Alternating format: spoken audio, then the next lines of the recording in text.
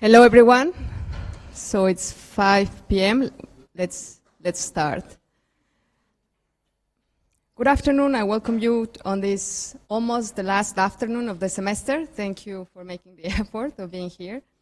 My name is Ana Velasco. I've been a research associate at INIS for nearly 3 years, where I'm writing my PhD dissertation in conversation with the field of genocide studies, and I will be the moderator for this session. I would like to thank my colleague Roy Karadak and Professor Andrea Mühlebach for their support in making this event possible. And yeah, it's an honor for me to introduce you to our guest today, Professor Moses. I think we're very fortunate that he agreed to visit the University of Bremen amid a very busy summer schedule in Europe. Dirk Moses is the Anne and Bernard Spitzer Professor of International Relations at the City College of New York, CUNY. He's a scholar of genocide and international affairs, memory studies, and modern Germany. Raised in Brisbane, Australia, he was educated at the Universities of Queensland, St. Andrews, Notre Dame, and California, Berkeley. Before joining City College, he was the Frank Porter Graham Distinguished Professor of Global Human Rights History at the University of North Carolina at Chapel Hill from July 2000 to July 2022. Between 2000 and 2010 and 2016 and 2020. He taught at the University of Sydney. He held the chair of Global and Colonial History at the European University Institute in Florence from 2011 to 2015. His first book, German Intellectuals and the Nazi Past, was awarded the Clio Online Historical Book of the Year prize. Dirk has written extensively in the fields of genocide and memory studies. His latest book, The Problems of Genocide, Permanent Security and the Language of Transgression, appeared in 2021. An updated and abridged German version was published in 2023 as Nach dem Genozid, Grundlage für eine neue Erinnerungskultur. Recent anthologies include The Holocaust Museum and Human Rights, Transnational Perspectives on Contemporary Memorials 2025, The Russian Invasion of Ukraine. Okay.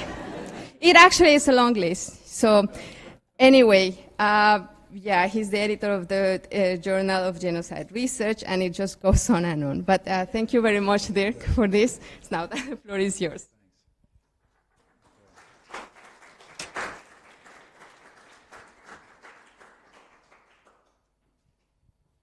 So many thanks for the invitation and generous introduction, Anna. It's great to be here in Bremen. I was very happy to take the train, or many trains and trams in the end, from Frankfurt this morning and got here in the end. I think we met in January at the ISA in Chicago, right? Yeah. But I've been aware of Anna's work over the years, and it's good to now connect professionally here. It's also terrific that this event is happening at all, and that we have such a good crowd, given what I saw happen to my friend Iris Herfitz, whose lecture here was cancelled. I don't take for granted, therefore, that I can speak on German campuses. I admire the commitment to academic freedom of the two institutes who have invited me here, and for whom I'm grateful for the support. It's a pity that the university leadership is not as committed. Now, I've long been interested in the decimation of indigenous peoples in Australia, where I come from, and I'm also interested in why, until quite recently, this decimation or genocide was not regarded as particularly shocking to most settler Australians. By contrast, they are shocked by the Holocaust, although they have no biographical relationship to the Holocaust, unless you're talking about the small Jewish population in Australia, while they do have a biographical relationship to genocide in Australia. The avoidance strategies are more complicated because, as I discovered 20 years ago while editing this book on the left, it's my first book from 2004, considerable resistance exists to deploying the concept of genocide in such settler colonial cases. Again and again, I encountered Australians who denied genocide occurred in Australia because no Holocaust-like event or series of events could be discerned. The Holocaust, they said, was a genocide, and that's not what occurred in Australia. only few agreed with the activists who sprayed "No Pride in Genocide" on this colonial monument in Sydney. Most settler Australians could see no shocking evil in the country's settlement. The greatest evil in world history had taken place in Europe in the 1930s and 40s, they told me, when I talked about genocide in Australia. And of course, Indigenous people have been talking about genocide in Australia for a long time. I, in a sense, converted into an academic discourse. Now, I became fascinated by the work performed by Holocaust memory, firstly by sensitizing people to human rights abuses. The iconic story of Anna Frank is, of course, emblematic in revealing the manifest evil of National Socialism and inspiring people to ensure that such evil does not recur. But secondly, also how Germany's monumental crime, committing what Dan Diener calls an absolute genocide, effectively relativizes others, because, what's the opposite of the absolute? The relative, right? They're binaries, right? Or even disqualifies them as genocide. When asked about the Herero genocide in German Southwest Africa before the First World War, another German historian, Götz Ahli, several years ago said, well, this was really a colonial reprisal, Gegenwehr. Das war bloß Gegenwehr, a form of self-defense, because he was insinuating the Africans, the Herero, had started it with their uprising. And the sort of the colonial history was a sort of cut out of the analysis. Does that sound familiar? Now, these arguments continue in the genocide debate about Gaza. Consider the perspectives by the US politician Chuck Schumer and the former Israeli Prime Minister Ehud Olmert. Here's Chuck Schumer. Let's begin with him. Okay, some of you are sitting a long way away, so I'll have to read that out for you.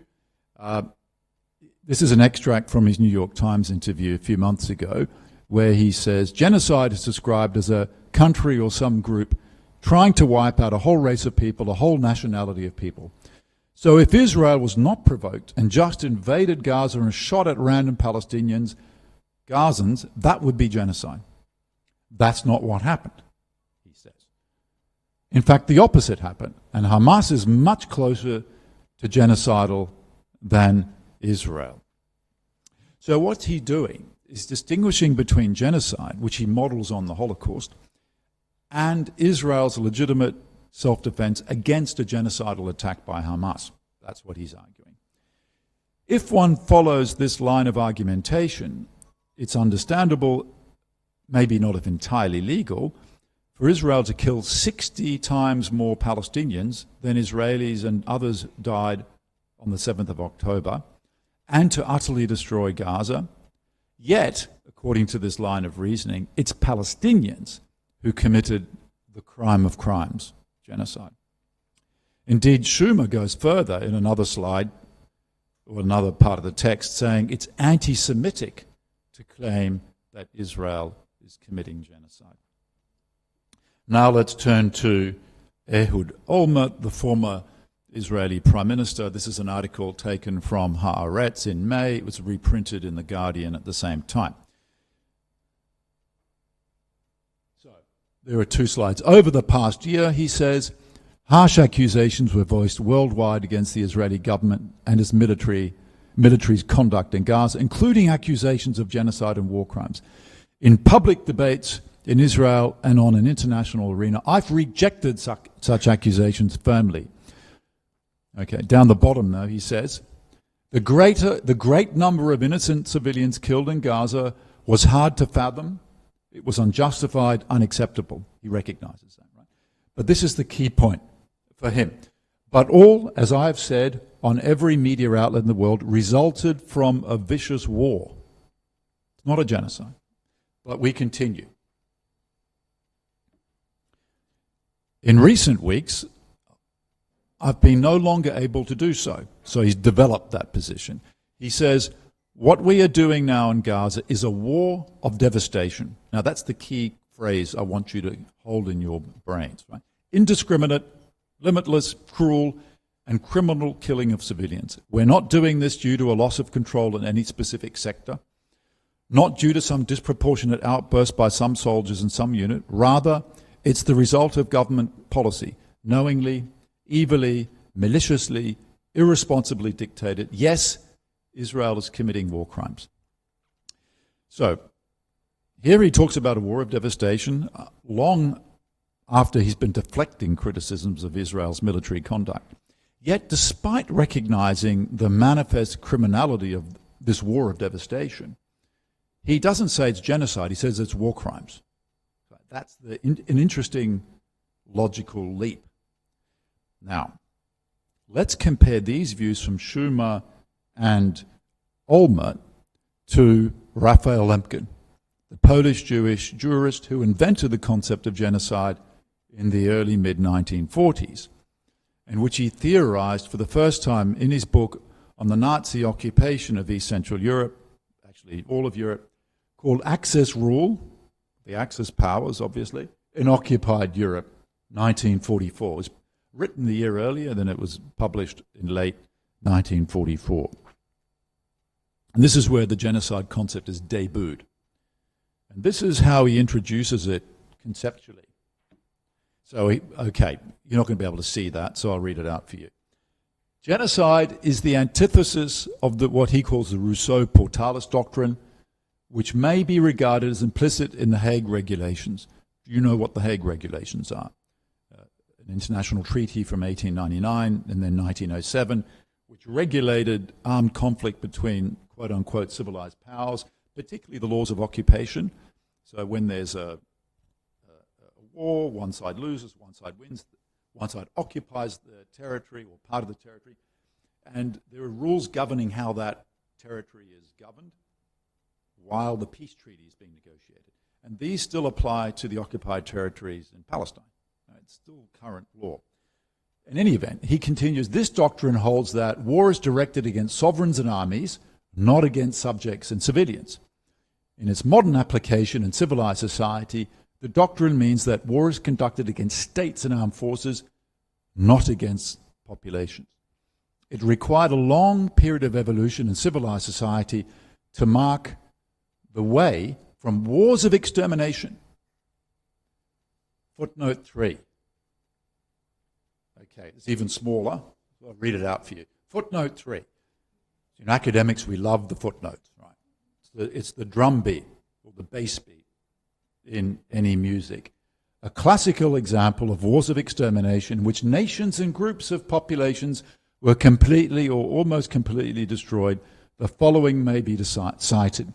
The destruction of Carthage in 146 BC, the destruction of Jerusalem by Titus in 72 AD, the religious wars of Islam in the Crusades, the massacres of the Albigenses and the Waldenses, any medievalists among you, right? And the siege of Magdeburg in the 30 Years' War. The special wholesale massacre occurred in the wars waged by Genghis Khan and Tamerlane. Okay, now, these wars of extermination, which occurred in ancient times and in the Middle Ages, two, the concept of wars as being essentially limited to activities between armies and states. In the present war, so the Second World War, however, genocide is widely practiced by the German occupant.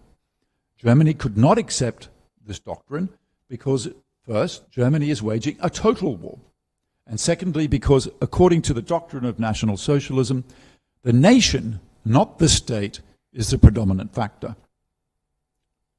In this German occupation, the nation provides a biological element for the state. Consequently, in enforcing the new order, the Germans prepared, waged, and continued a war not merely against states and their armies, but against peoples.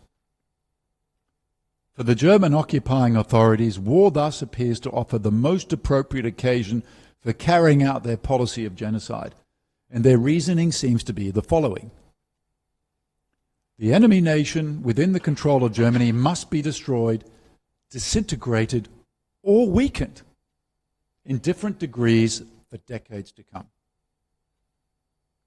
Thus, the German people in the post-war period will be in a position to deal with other European peoples from a vantage point of biological superiority. It's a kind of language people used in the 1940s, even liberals. Because the imposition of this policy of genocide is more destructive for a people than injuries suffered in actual fighting, the German people will be stronger than the subjugated people after the war, even if the German army is defeated. In this respect, genocide is a new technique of occupation, aiming at winning the peace, even though the war is lost. Now, this comparison reveals, that is, the comparison between Lemkin's definition of genocide as a war of extermination, as a technique of occupation, which not only destroys, but disintegrates and weakens in different degrees an enemy-occupied people. Comparing that to what Olmert says and to what Schumer says is what I call the problems of genocide, which is why I called that my book, on the history of the concept, which was published a few years ago. Now, there are many problems of genocide as a conceptual problem, but let us remind ourselves what Schumer and Olmert, who speak for the common sense, I'm not picking on them, it's just they give us some nice quotes, right, are saying, namely, that although Raphael Lemkin was originally trying to outlaw wars of extermination or devastation, when he coined the concept of genocide in 1942-43, such wars have been separated from genocide as a legal category since the late 1940s, when we had the Genocide Convention. And now, genocide is limited to what Schumer describes as a premeditated attack on a group simply for that group being different, not in circumstances of armed conflict. You know, he talks about being unprovoked. If you're provoked, then it's not genocide. You're responding to a threat. Gegenwehr, as Götz Ali put it. So only this very specific intent to destroy, as Schumer puts it, is indeed criminalized in the UN Genocide Convention, not the results of a war of annihilation or devastation, that everyone can see is going on in one way in Ukraine and in another way in Gaza. So we have the perplexing situation where the public, and even the German public, can see the destruction. And the word destruction, don't forget, is the operative word in the Genocide Convention, which talks about the intent to destroy. Not exterminate, to destroy, which is a bit vaguer. While the law needs to discern that criminal intention to destroy regardless of the results. So let's really nut this out. I don't know how many lawyers are in the room, but here are the ways you can commit genocide. Killing members of a group, causing serious bodily and mentally harm, deliberately inflicting on the group conditions of life calculated to bring about their physical destruction in whole or in part, imposing measures intended to prevent births, forcibly transferring children. Now, the intent to do those things on their own is not genocide. It may be war crimes, it may be crimes against humanity if it's systematic and widespread. It's only genocide if the intent to kill members of the group is accompanied by or driven by a second intent to destroy the group as a whole or in part. So you need kind of two intents. You need the intent to, say, impose measures intended to prevent births, but with the intent to destroy the group. It's extremely difficult to prove in a court of law. So you may, in fact, be killing members of a group. You may be causing seriously bodily mental harm, deliberately inflicting on the group conditions of life. All those things are actually, most of these are actually going on in Gaza, right? But if you can't prove that it's done with the intent to destroy the group, like out of racial hatred, then it's not genocide. You might have war crimes.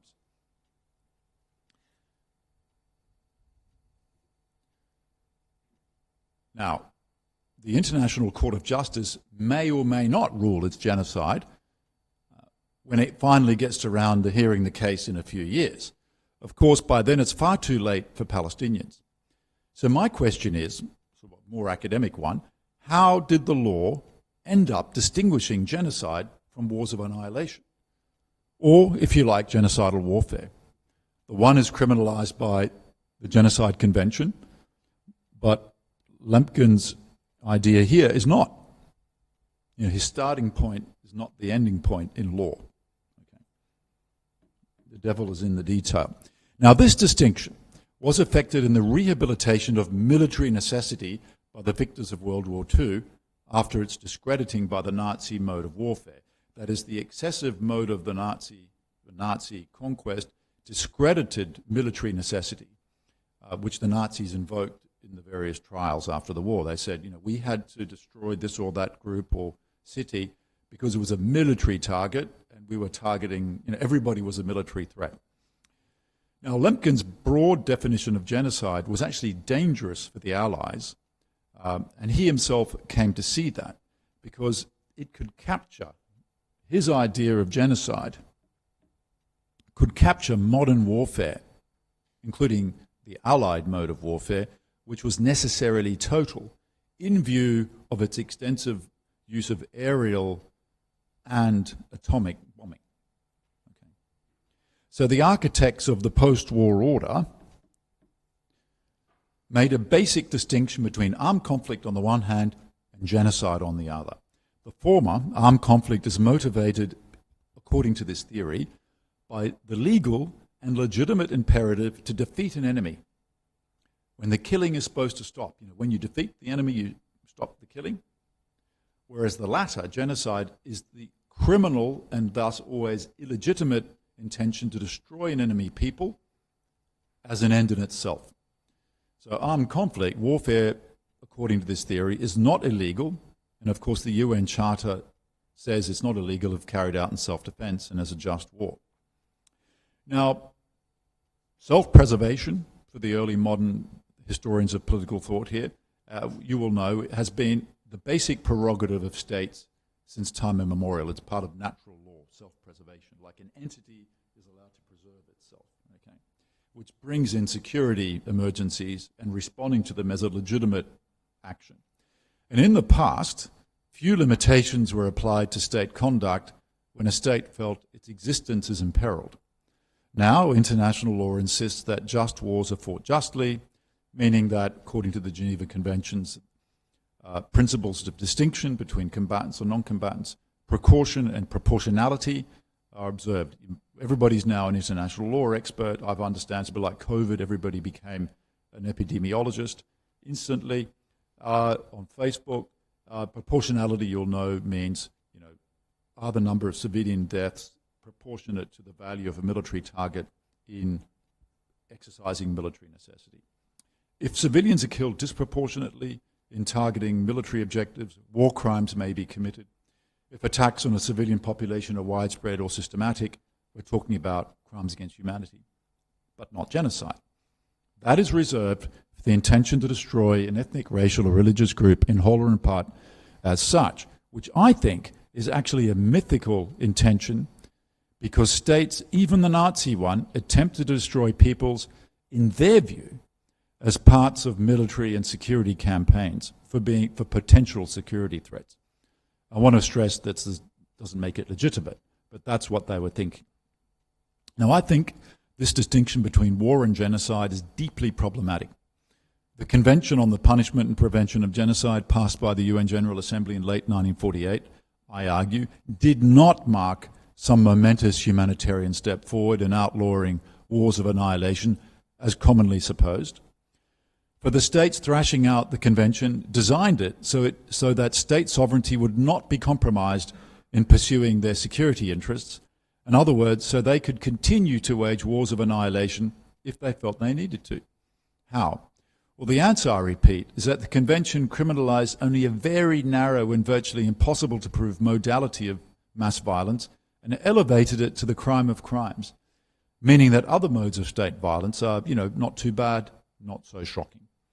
These states, after all, I'm talking about the Allies that defeated Germany, did not regard warfare as illegitimate. They had just defeated the Axis powers, destroyed their cities with fire and atomic bombs, and countenanced the forced expulsion of 12 million ethnic Germans from East Central Europe. The Cold War was beginning. independence movements confronted the Western colonial empires, reasserting control in Asia and Northern Africa. And for the war's victors, then, the sovereign right of states to engage in international and non-international armed conflict, that means putting down domestic rebellions, required the rescue of military necessity from its discrediting by the Nazi mode of exterminatory warfare. Everyone understood that armed conflict impacted civilians dramatically. The official committee experts' commentary on the draft version of this convention, it went through several drafts, written in part by Lemkin, acknowledged that civilian populations were affected by modern warfare with, quote, more or less severe losses. That's in the text. So the committee distinguished between armed conflict and genocide by arguing that in genocide, excuse me, one of the belligerents aims at exterminating the population of enemy territory and systematically destroys what are not genuine military objectives. Military objectives, by contrast, aimed at imposing the victor's will on the loser, whose existence was not imperiled, according to this theory. So killing masses of civilians was acceptable, if regrettable, when motivated by military goals, victory, not destruction. That's how the theory goes. At the end of this paper, I'll show how it doesn't make any sense empirically. Now, this distinction has allowed for the theorization of genocidal warfare as legitimate.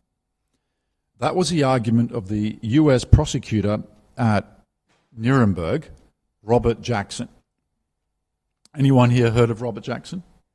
Anyone read the transcripts of the Nuremberg trials? Bedtime reading? Right. They're very long. But he made some very impressive, well-known speeches introducing the trials in Nuremberg in 1945. Before that, he wrote this article, which has been completely ignored, and I sort of stumbled across for my book, in the New York Times Magazine. So it wasn't exactly hidden in an archive. And in this article, the worst crime of all, and it pictures here all these war criminals, you know, Göring, Ley, Streicher, Rosenberg, Jodl, von Papen. In this article, called The Worst Crime of All, he justified why aggressive war was the Nuremberg Charter's supreme crime. Because all others, crimes against humanity and war crimes, which were the other indictments at Nuremberg, derived from the German aggression. Appearing a month after the US dropped 2 atomic bombs on Japanese cities, the article drew a further terrible conclusion. So if you look at quote 1, if there are to be future wars, we have got to win them, he declared, by being better killers, by killing more and killing more quickly than the enemy, and by killing with less risk to ourselves. That's quote 1. This is all taken from this article. In elaborating this argument, Jackson advocated violating this Rousseau Portalis doctrine, which distinguishes between combatants and non-combatants, by casting warfare as a conflict between peoples rather than military forces. Quote 2, for the fact is obvious that modern war has become more and more a struggle between whole populations, not between armies alone. The issue is which shall be subjugated and which will survive. Consequently, he continued, it was necessary in future wars, quote 3, to kill and to maim the enemy and to destroy all that shelters him and all that he lives by, not only in the field but at home, unquote. So killing the enemy's civilians until they surrendered was the strategy, as the unmentioned cases of Hiroshima and Nagasaki indicated. The Nazis, by contrast, he said later at the Nuremberg trials, had murdered civilians for no military purpose. So here's that specious distinction again, right? So here you get a theory of genocidal warfare as the American mode of warfare after World War II. Okay. And this, of course, is also the reasoning of Schumer and Olmert and how they can distinguish between genocide and wars of devastation. For them, Hamas killed for no military reason, solely because of anti-Semitic hatred, whereas Israel is operating with the military logic of defeat. The fact that Israel kills, at the moment, at least 60 times more Palestinians than Hamas did on the 7th of October quite apart from the laying waste of Gaza, is irrelevant to this argument, because what matters for the concept of genocide in law is the quality of the intention, not the actual outcome. Okay. Strange as this may seem to us, this is the law. And that is why, in my view, the legal approach to genocide falls behind the reality we're seeing unfold before our eyes. And I'd say the German public as well, 80% of whom oppose the war and Germany's support of it. And as a consequence of this theory of genocidal warfare, the wars waged since the Second World War, in which millions have died, have been virtually impossible to categorize as genocide. Does anyone know how many North Koreans died just a few years later in the war in Korea in the early 50s? 2 million. 80% of North Korean urban structure destroyed. So the level of violence is actually off the planet compared to conflicts we're seeing in the world today. Now, what I want to show in the rest of this lecture, I'm just getting going, is how this distinction played out 50 years ago in the debate about the Vietnam War. And you'll notice when we get to the quotes, the debate then is almost word for word the same as the debate today. One of the wonderful things about doing history is you can see patterns recurring. Now, the extent of US military violence shocked liberal and leftists alike in the late 60s and early 70s, and it's now forgotten that some of them accused the US of genocide.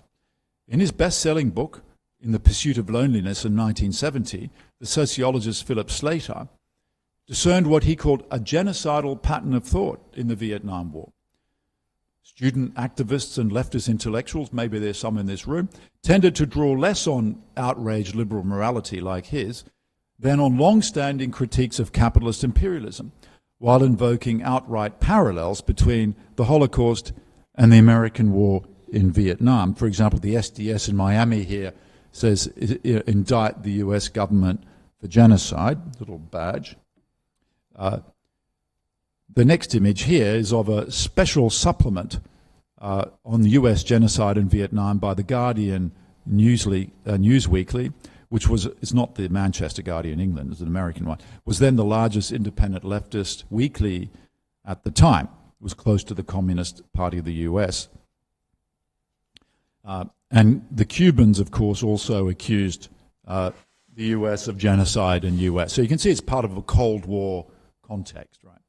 Now, beyond slogans like this, the main intellectual vehicle for the genocide accusation was the unofficial International War Crimes Tribunal that met in 2 sessions in Sweden and Denmark in 1967, organized by the English philosopher Bertrand Russell, and featuring well-known pacifists and leftists like the African-American writer Stokely Carmichael, on the bottom left. The Russell Tribunal, as it was commonly called, utilized the continuing prestige of the Nuremberg indictment as a normative standard with which to condemn the US.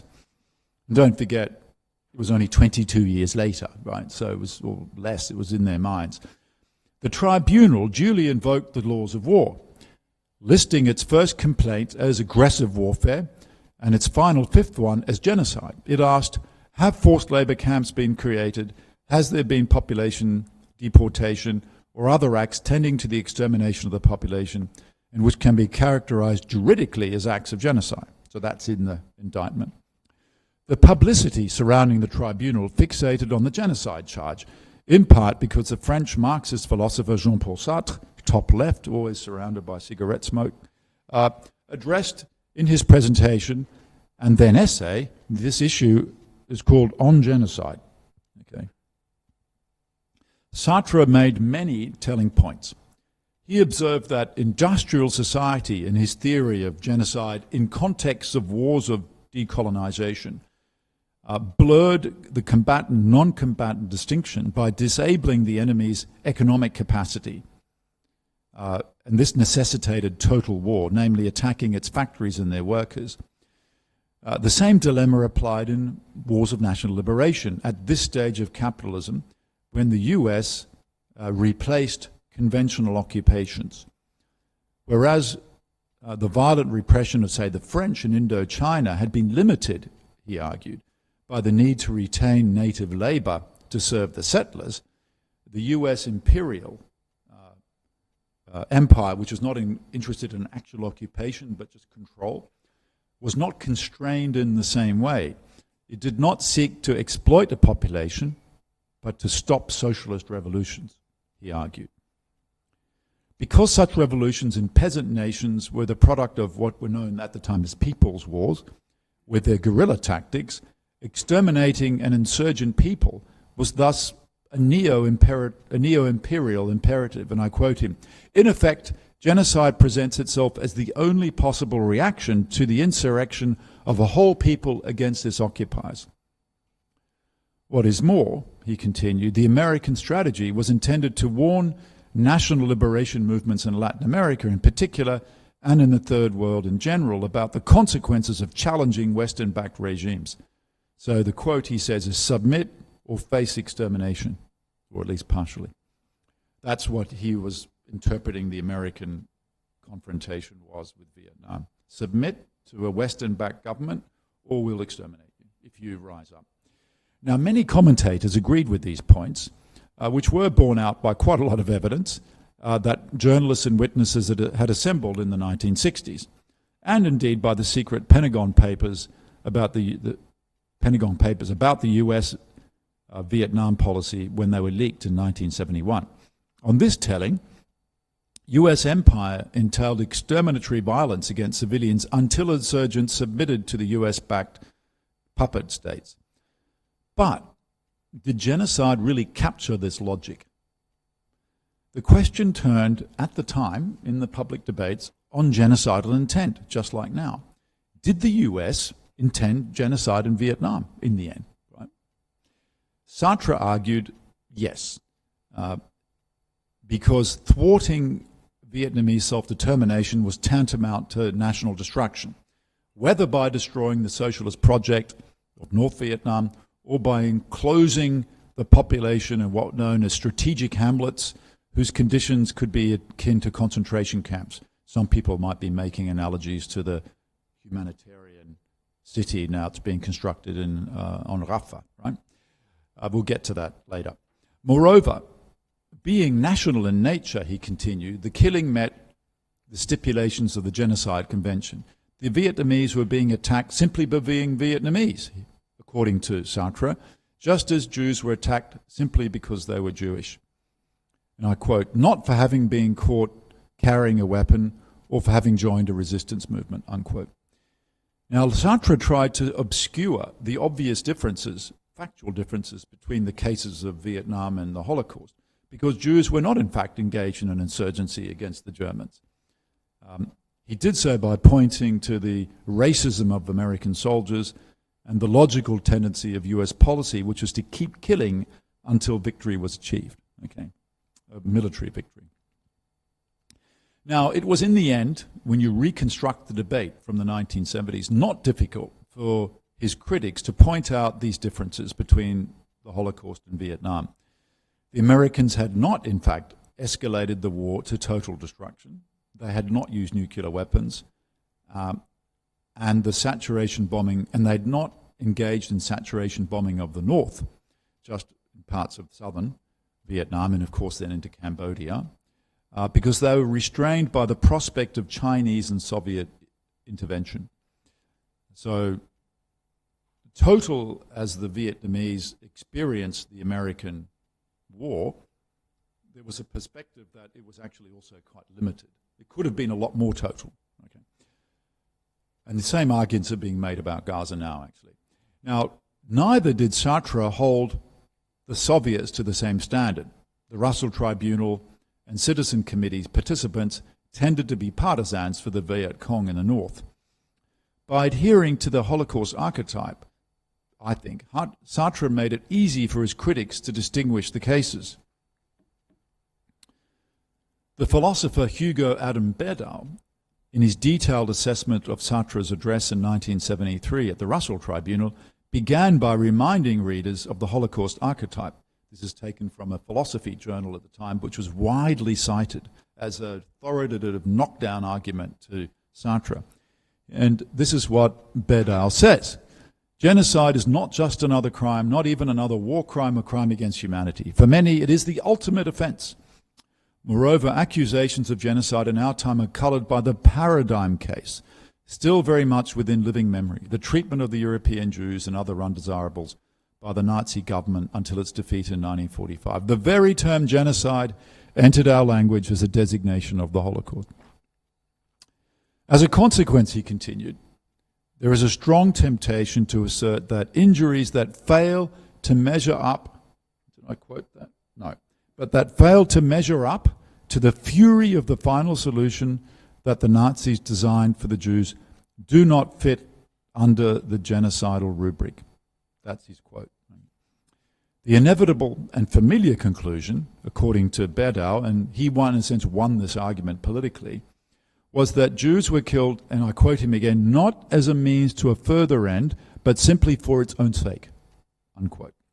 So while the American tactics, and again these are his words, tended towards genocidal results, the requisite intent was missing. It's exactly the same argument as we hear today. Now, the hostile critic of Sartre, there was another, there were many, was the German-born political scientist at the University of Massachusetts, Günter Levy, who was born in 1923 and is incredibly still alive. A very old man now. He commenced his reply in this book, The America in Vietnam, in the same way. The prototype of genocide, which inspired the Genocide Convention, was, of course, Hitler's attempted extermination of the Jews in Europe, designed to bring about the final solution of the Jewish question. There could, according to him, thus be no question of genocide in Vietnam. After all, the Vietnamese population was increasing, he said, and the Genocide Convention did not apply. That point about populations expanding has also been used, as you know, in relation to Palestinians. Now, to strike a partisan political blow by equating America with Nazi Germany and its campaign in Vietnam with the Holocaust, I argue, Sartre became mired in hair-splitting about genocidal intent that distracted from his otherwise very good points about about the American military campaign. And this distraction, of course, was the function of the genocide concept, which is informed by this Holocaust prototype. He even uses the word prototype or archetype. That which did not meet this lofty threshold was therefore obscured. In proceeding in the conventional manner, Sartre fell into the trap of tying genocide to the Holocaust prototype rather than conceptually stretching or challenging international law, which I'm going to try to do at the end. Okay? But I think they also had little choice. The politics of recognition were set in the Genocide Convention, and the gold standard was the Holocaust as a prototype, and you needed to analogize with that prototype. Now, the legal defenders of the American war effort cleaved closely to international law because it supported their case about the legitimacy of military necessity. The American neoconservative intellectual and long-term editor of Commentary magazine, Norman Podhoretz, made plain the political stakes in his book, Why We Were in Vietnam, which in 1982 was written already a little earlier, in which he drew on Hannah Arendt's Origins of Totalitarianism to argue that the struggle against Nazism needed to be continued in what he called the moral crusade against communism, as effectively the same enemy. This meant, he said, containing communism in Vietnam was therefore on the same moral plane as going to war as Nazism had been. Now, of course, if he was alive today, he would say the same about Islamism, or Islam. Yeah? It's the same moral crusade. So first it was Nazism, and then it was communism. For this neoconservative intellectual, it's now Islam. Right? His son is actually running the journal. If you follow his tweets on X, you'll see the politics is the same. Now, and this meant containing communism in Vietnam was therefore on the same plane as combating Nazism. Now, given the greater cause and imperative to save American lives, he argued, you could tolerate extensive Vietnamese civilian casualties by applying disproportionate military power. That's what he called the American way of war. And Günter Levy agreed. So I think these are now quotes from Günter Levy. For all but the pacifist, the decision is to whether any particular military conflict is justified has to be made not on the basis of whether innocent civilians are likely to be killed, but in terms of the country's national interests. So Podhoretz, Levy, and Berdau got down to the business of the black letter doctrinal legal exculpation of the American military. And it wasn't very difficult. Although not a lawyer, Levy proceeded in a legalistic fashion in these books because he consulted military lawyers and he repeated their arguments. He saw no legal problem in the collective punishment of North Vietnamese because the North Vietnamese population was militarized as a whole, as Sartre had in fact advocated as a people's war. Besides, he continued, claims about the American violence were exaggerated. If we look at quote 1, the bombing was no worse than in Korea, which I mentioned before, where it had, quote, leveled practically all major population centers. Does that sound familiar? Quote 2. No doubt, he said, some of the shelling was lavish, like, the Christmas dinner. But civilian casualties were, as he put it, an inevitable part of modern warfare and modern military technology. True, he concluded, there was much to regret, even if it was not illegal. Quote 3. There was much in the American military effort in Vietnam that was legal, but should probably not have happened. Okay. But the case was clear, he said. Civilian casualties were an unfortunate but predictable, though not criminal, outcome of this war. Excesses were accidents and could be prosecuted on ad hoc basis. He encapsulated the logic of military necessity in quote 4. While the American way of war was undoubtedly took the life of many non-combatants, these casualties were never inflicted as a matter of policy. Okay. So this is the reasoning we also hear today in the Israeli case at the ICJ. Let's now talk a bit about Gaza. The question now is whether the UN Genocide Convention addresses the plight of Palestinians in Gaza. Already 6 days after Hamas's attack on the 7th of October, so on the 13th, some scholars like Raz Siegel in Jewish Currents and Martin Shaw in Bylines magazine, Raz's piece got a lot more airplay. I actually read a draft of it the day before it came out. We're good friends and I had some advice for him which he ignored. Because it's not a textbook case of genocide. The textbook case of genocide is the Holocaust.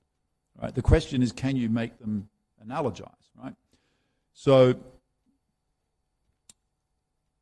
according to these scholars, Israel was committing genocide or soon would.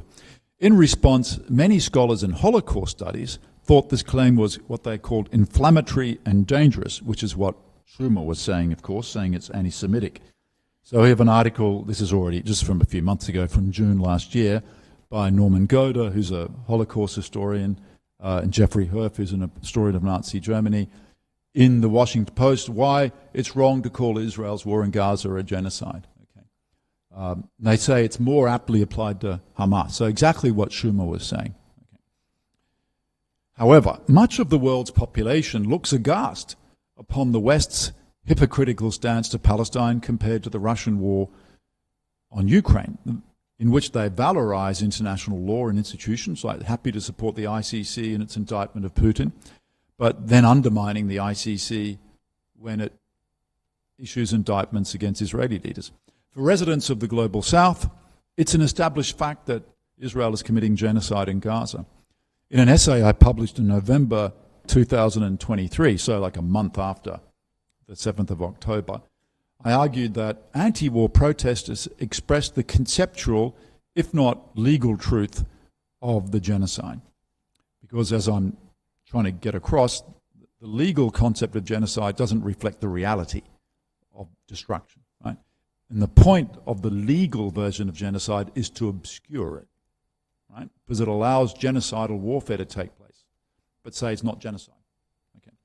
Now, unfortunately, this alignment between the reality and the law does not obtain. It's not the reality, at least now. In my observation, many activists buy into the war versus genocide binary, as you can see in these images, by saying that a genocide, not a war, is taking place in Gaza. Often, at the same time, celebrating the resistance of Palestinian armed groups and seemingly not understanding the incoherence of this position. You can't say it's a genocide, not a war, and then say, hooray for the resistance. Because that means if there's resistance, there's an armed conflict. Okay? And that, the ICC recognizes that, and so does the ICJ in its provisional measures last year, because it did not order a ceasefire. It just said, don't engage in particular acts of genocide or prevent genocide.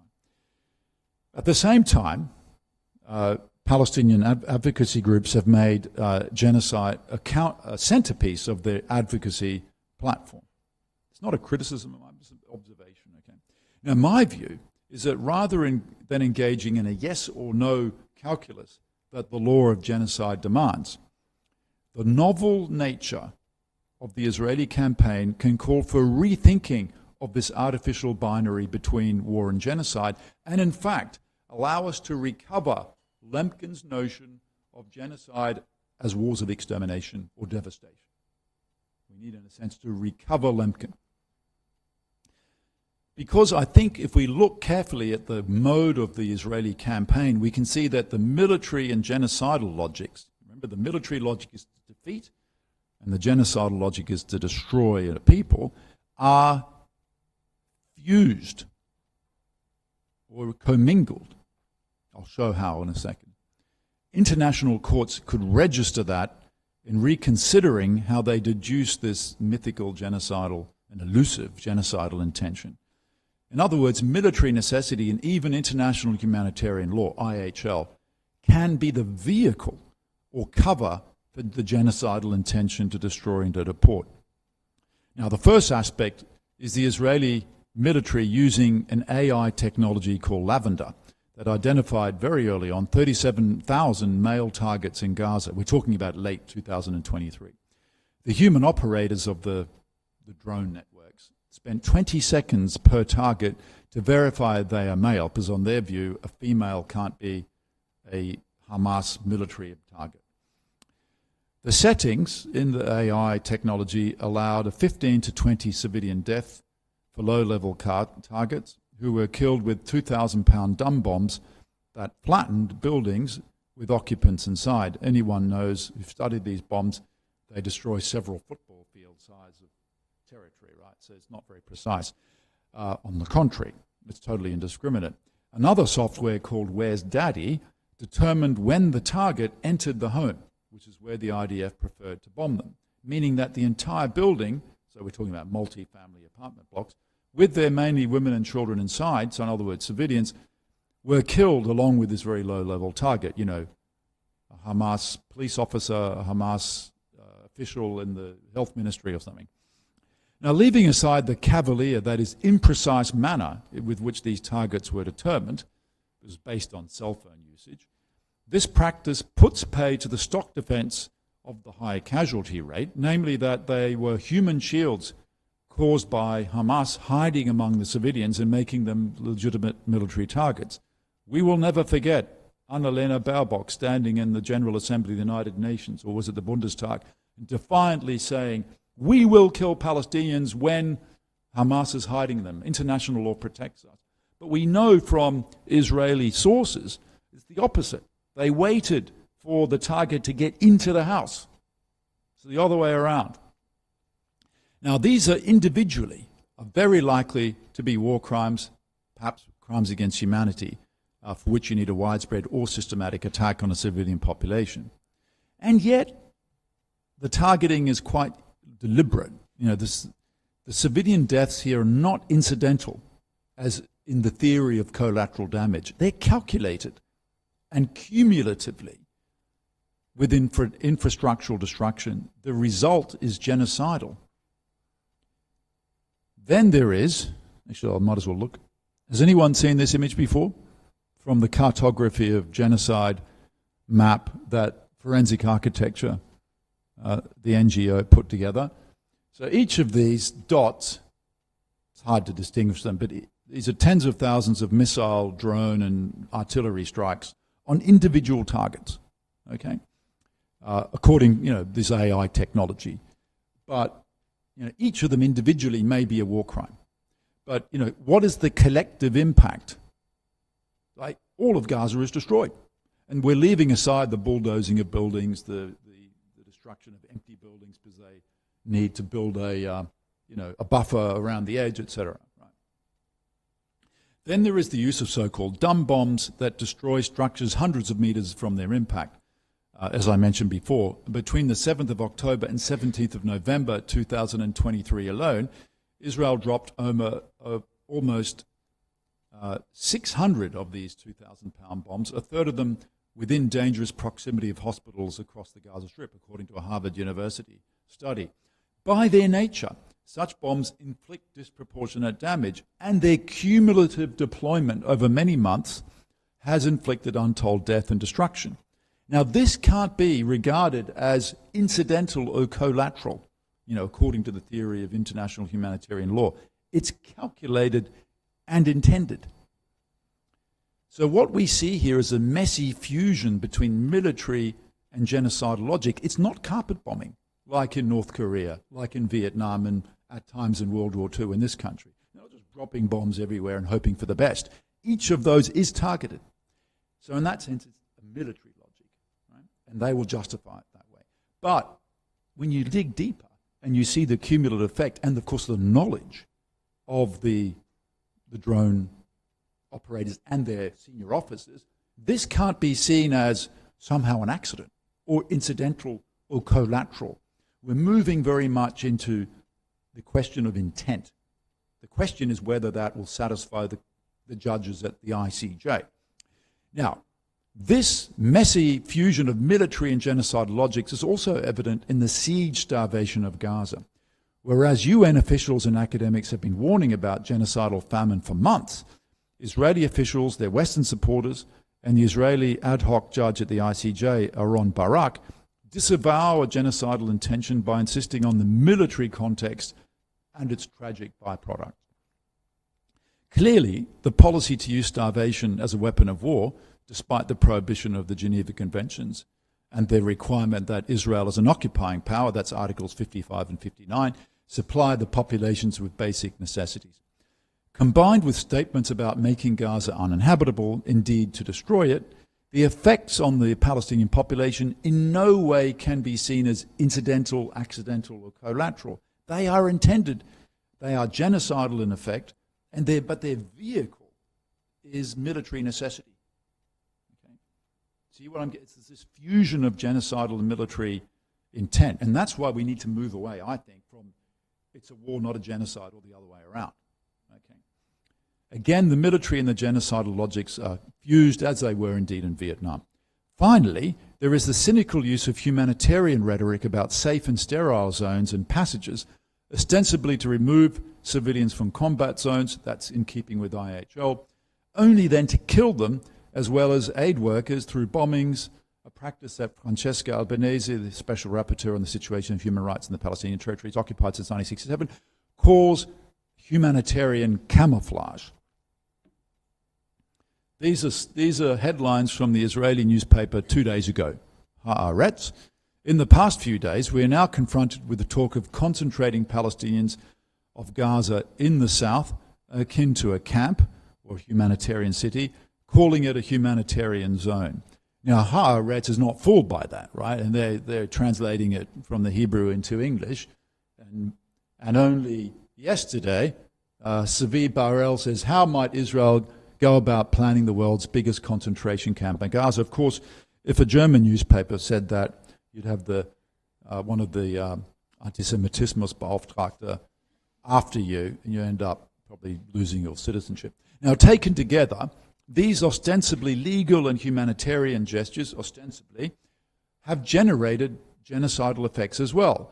Combined with statements from Israeli leaders to depopulate Gaza along with the destruction of schools, universities, mosques, hospitals, agricultural land, as well as its buildings in general, the rubble of which could take until 2040 to remove, including the gratuitous destruction of medical equipment, the reported sniper killing of Palestinian children, it's impossible to avoid the conclusion that not only the effect, but the point of the Israeli military action is not solely to defeat Hamas, as claimed by Israeli leaders and lawyers in their more cautious moments, but also the possibility of Palestinian life in Gaza. And yet, it's complicated legally. The ICJ ruled in the Bosnia versus Serbia case in 2007 that much of the destruction by Bosnian Serbs in the 1990s did not evince a genocidal intent, despite this combination of murder and deportation, which occurred throughout Bosnia. It's only in one case, in Srebrenica, where I was last week for a conference, that they said it was genocidal. There were actually a lot of other cases at a smaller scale. The question will be how the court analogizes between the Serbia cases and also the next case which it hears, so before the South Africa one, about Myanmar and the Rohingya, which I think you heard about recently as well. Then there is the ICC. Prosecutors are by nature cautious, and they choose their indictments most likely to succeed. Karim Khan sought, as many of you know, a warrant for the Israeli leaders for the crime against humanity of extermination, not genocide. And the pre-trial chamber did not approve the genocide charge. It stuck with war crimes and crimes against humanity, but not the extermination one. As you know, in the Rome Statute, there are various types of crimes against humanity. Right? There's population transfer, the extermination, all kinds of things. When it approved the warrant for the arrest of Israeli Prime Minister Benjamin Netanyahu and former Defense Minister Yoav Gallant for war crimes and crimes against humanity in November last year, it did so in this very conventional way by distinguishing between military intent and genocidal intent. And I quote, it stated, the chamber found reasonable grounds to believe that no clear military need or other justification under international humanitarian law could be identified for the restrictions placed on access for humanitarian relief operations.